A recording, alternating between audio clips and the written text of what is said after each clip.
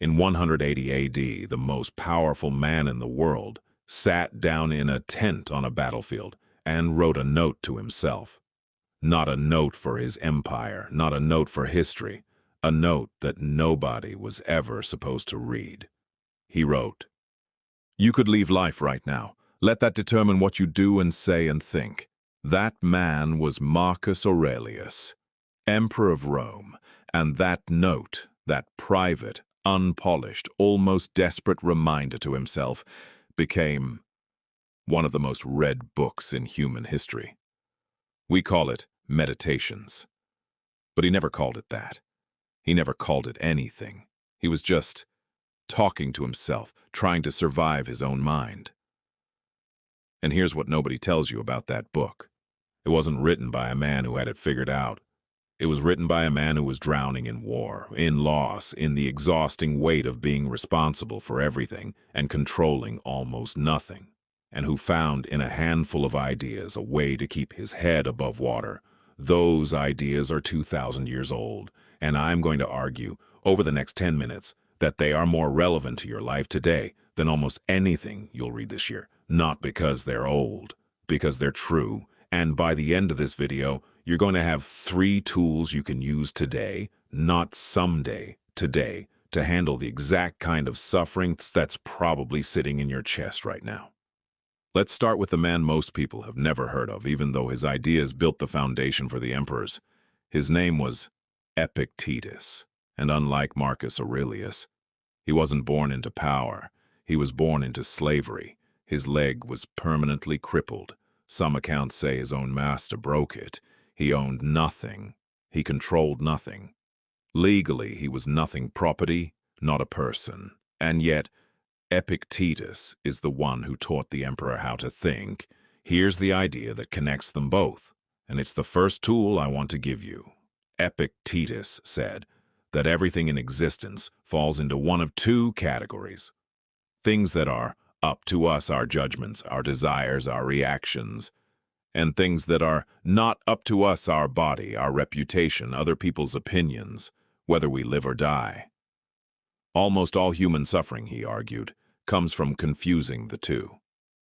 We try to control what we can't: the traffic, the ex who left, the boss who doesn't respect us, the outcome of the interview, and we neglect the one thing we actually can control, which is the only thing that was ever ours to begin with: how we respond. Now, I know what that sounds like. It sounds like a fortune cookie. Focus on what you can control.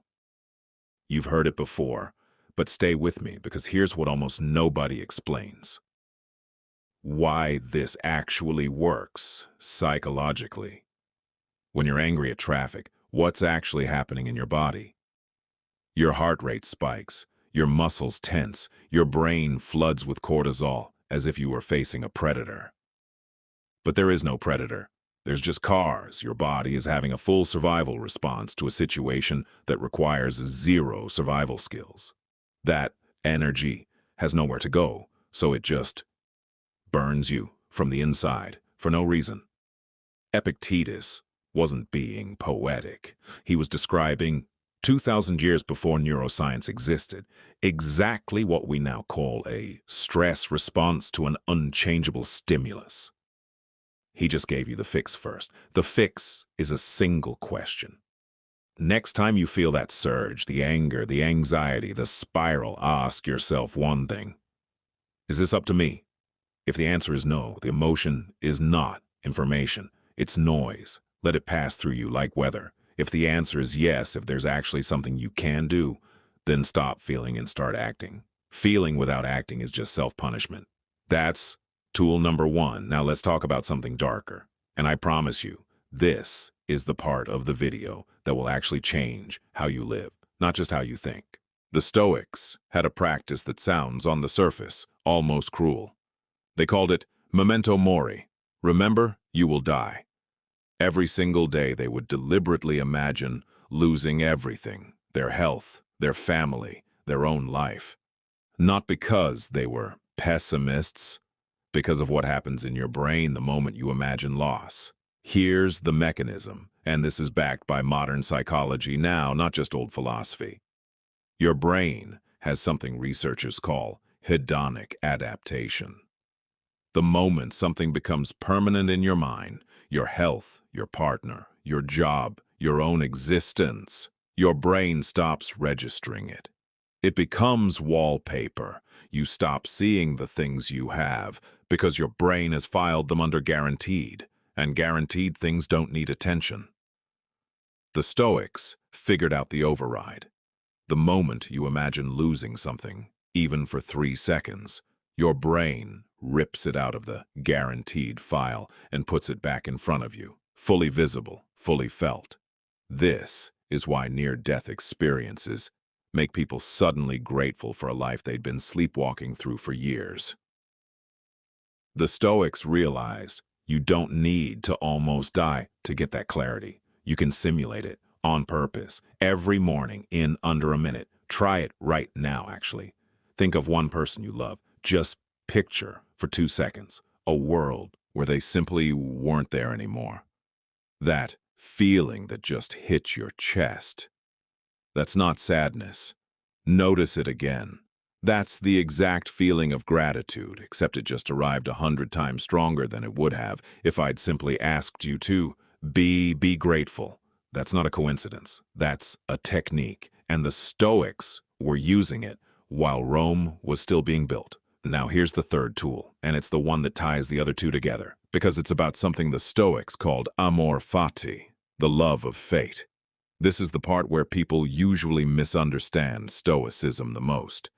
They think Stoic means emotionless, suppressed, a man clenching his jaw and pretending nothing hurts. That is not what this is. Marcus Aurelius wrote about grief, about exhaustion, about wanting to quit. He wasn't suppressing anything. He was processing it in real time on paper, which is precisely why his private journal still moves people 2,000 years later.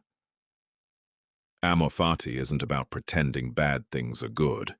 It's about refusing to waste energy, wishing the past were different. Something already happened. Wishing it hadn't is not hope. It's a war against reality that you have already lost because reality already won the moment the event occurred. The only remaining question is what you do next.